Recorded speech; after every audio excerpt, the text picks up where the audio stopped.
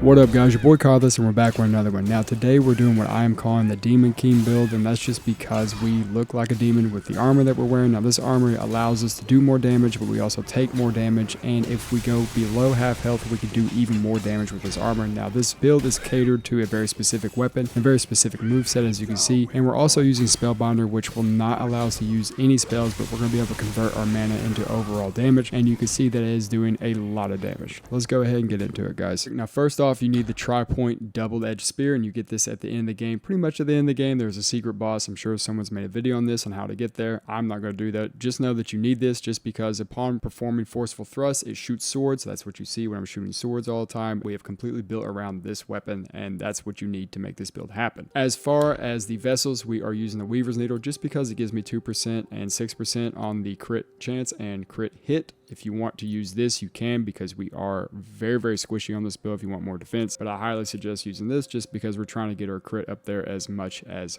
possible. As far as the spirits, I'm using this guy once again just for crit. As you can see on the right, he gives us more damage, more crit chance, and more crit damage. So it's completely up to you what you want to put here, but that's why I have that there. As far as the armor, it should be a no-brainer. We're using the Yaksha or the demon armor just because when we have a 4-piece, it allows us to be enraged and gives us more damage. Now that makes us take more damage, but we're putting out more damage the whole time. So like I said, you are very squishy on this. You don't have to run this set if you don't want to. You can run other sets, but I like this set and I feel like it works very well for this build. As far as Curios, there's going to be a couple Curios we're going to use. When you're at max stats or max buffs or whatever, we're going to switch over to these Curios. I'll show you how to get these here in a bit, but these gives us 5 damage per piece. Now I've tried other things that give us more damage. I've tried other things that give us more crit chance or whatever. These seem to work the best, so that's why I'm using these. You can use anything else that you want, but these Curios are the best. And then of course we're going to use the Thunder Flame Seal because the way that we have everything set up, we're going to be sapping all of our mana, so we're going to stack mana before we do that just to get more damage. I'm going to go over that, how to get these in a bit as well.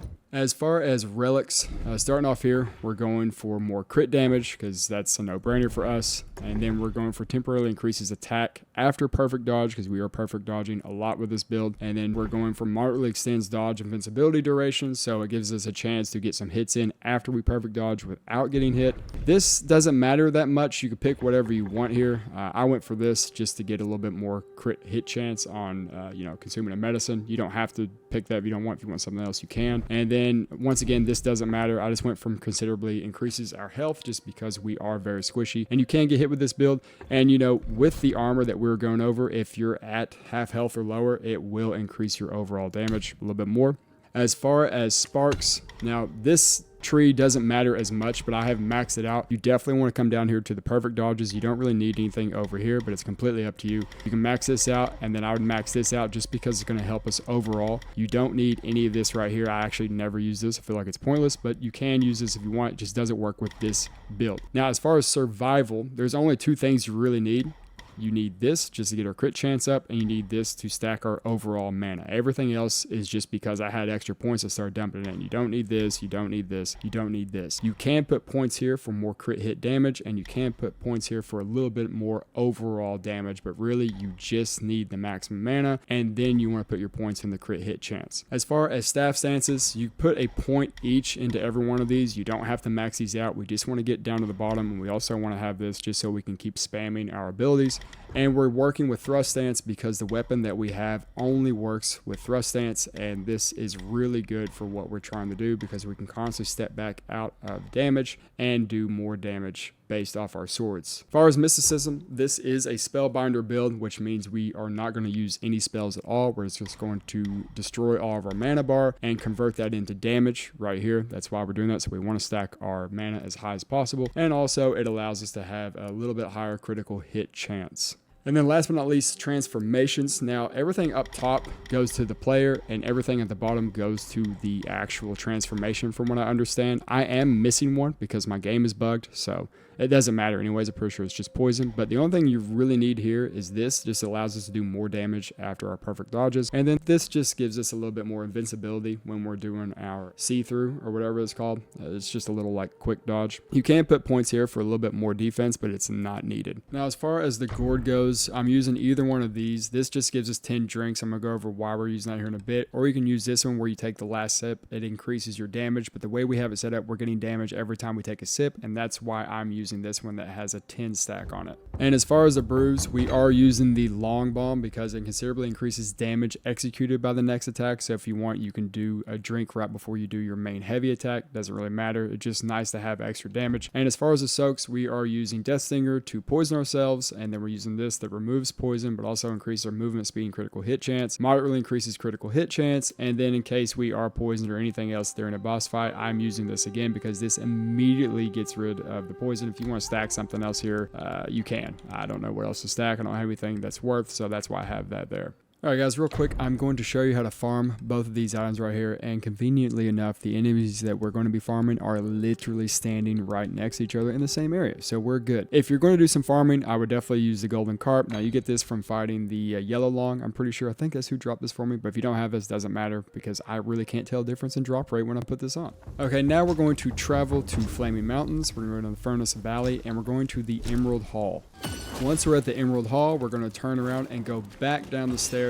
Now the bull on the left has the waist cloth, and the little mage on the right does the thunder flame seal. So we're going to kill both of these dudes over and over and over.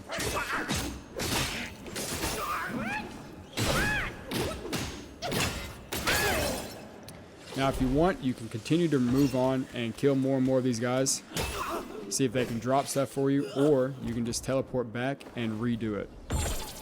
Alright, real quick, let's go over how the buffs work. So first off, we're going to use the Gore-Eye Dallas, and the reason we're using him, as you can see, he gives us plus 10 on our mana. We want to stack our mana as high as possible. This is the best one that I have. If you have something better, use that, but plus 10 mana is good enough for me. On top of that, we're using the Thunder Flame Seal. Now these give us 30 mana a piece, so there's 90 mana between these with another plus 10, so that's 100 mana right there. And then on top of that, we are using the Essence of Decoction. Now this is only before a boss fight. Never use these when you're running around. You don't need these. They're pretty hard to make or come by. Not really hard, but you have to farm for them. Don't use these. This just gives us another 60 mana, so we're at a plus 160 mana with everything on top. And of course, we're using the Long Aura Amplification Pellets, and this just gives us more attack, more crit hit chance, and more crit damage. The fight or the combat footage you watch, I'm not using these ever. I'm only using these on very specific bosses. You don't really need these. For the sake of the video, I will burn one, but I'm just going to show you that you don't need them. Now, starting off, we're going to use our Essence. This just gives us more mana right there. It's another 60 mana, and then we're going to use Spellbinder.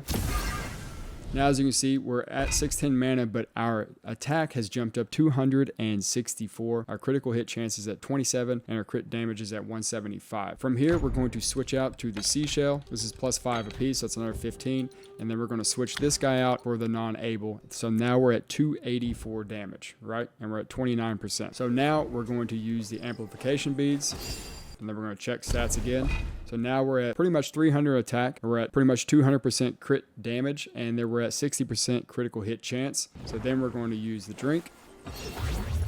And now we're at 335 attack, as you can see over there. So we are doing a lot of damage with this build. Alright guys, that pretty much sums it up. If you enjoyed it, please like, subscribe, and comment. It helps this channel out a lot, and it helps me out a lot. I'm currently working on 2 other builds, but they're both going to be for New Game Plus. Just trying to get this out there before that. Anyways, you guys have a great day, and I will see you in the future.